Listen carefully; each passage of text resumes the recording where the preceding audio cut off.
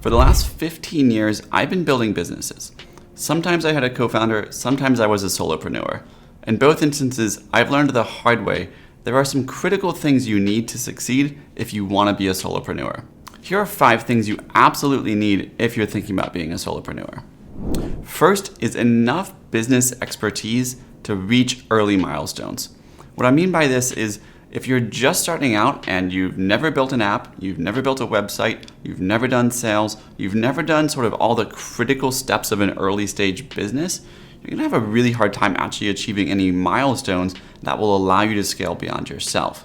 So if this is you and you only have expertise in sort of one vertical of the business, whether it be you're really good at programming, you're really good at sales, you're really good at design, maybe being a solopreneur is not for you. I know that may be hard to hear, but the reality is early on, if you only have one specific skill set, it will be very hard to actually build the entire well-rounded business. What you really need is enough experience in all these different areas to be dangerous. Now, I violated this rule myself early on as a solopreneur. I only knew really how to do programming and I had to learn marketing and things like this. It can be done, but it's much, much slower.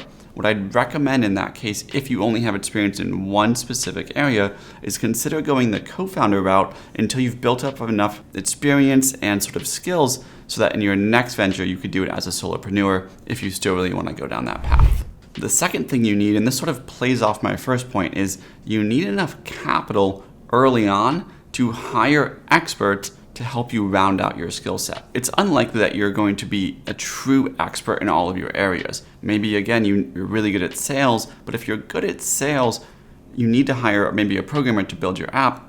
How do you know if they're a good programmer? How do you know if the code they're writing is good or not? This is where the capital comes into play. You can hire experts to help you vet the people you're hiring, to help vet the code that they're building.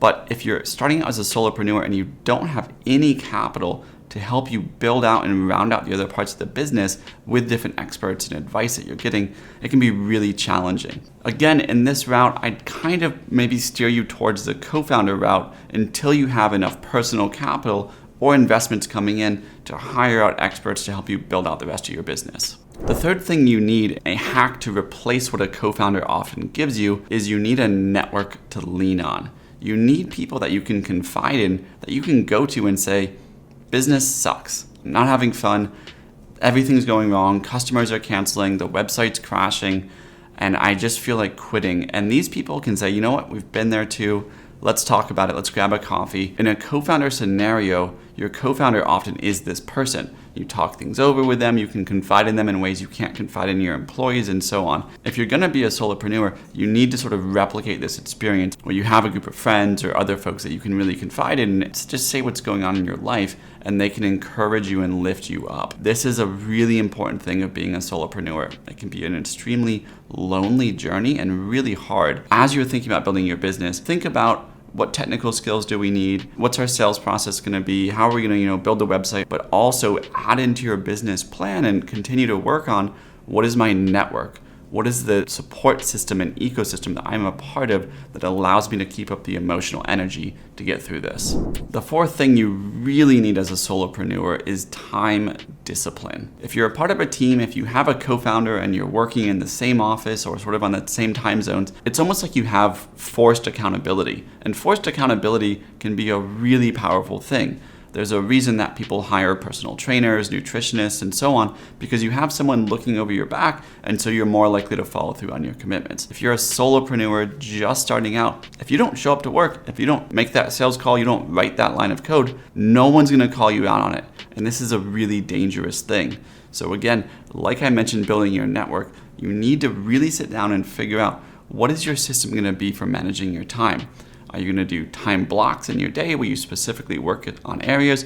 Are you going to have sort of a 9 to 5 schedule? What can easily happen is you can start to do work when the moment strikes, when you feel like it. And early on, when you're just getting started, you have a lot of momentum, a lot of enthusiasm and excitement about the business, so it's really easy to work. You'll work crazy hours and it'll feel like the funnest thing you've ever done. As the business starts to grow and starts to evolve, fun and excitement can wear off, and that's where discipline comes in. If you're not disciplined, what will happen as a solopreneur is you'll start off really strong and then you'll burn out maybe 6 months, 9 months into the project, and what will happen is you'll leave that project and start something new. And again, that excitement will return, you'll get going, and things will be going great, and then you'll get burnt out. I see this pattern a lot in solopreneurs. So what you need to do, again, think through your time discipline skills. Time discipline is like any other skill set. You can learn it and you can add it to your life. But if you haven't been forced to learn it, and now you're becoming a solopreneur, you're going to find pretty quick that you need to build this skill set or things are going to fall apart. And the fifth and final thing you need as a solopreneur, surprise, it's a team.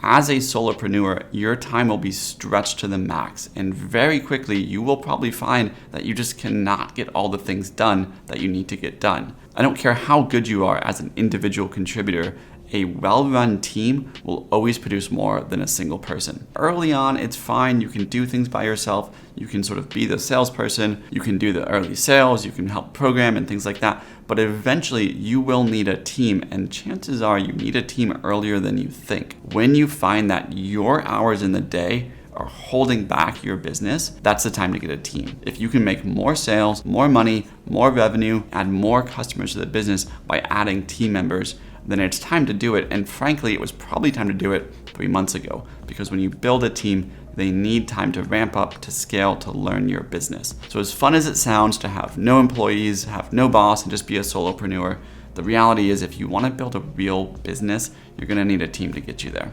Now, like I said, I've been building businesses for 15 years. I've done it both ways, with a co-founder and as a solopreneur. There's no one path that is better or worse. It just depends what you're looking to get out of the business, what your specific circumstances are, and ultimately how you want to spend your time and your life. Hope this was helpful. I make videos like this all the time, so consider subscribing, and I'll see you in the next one.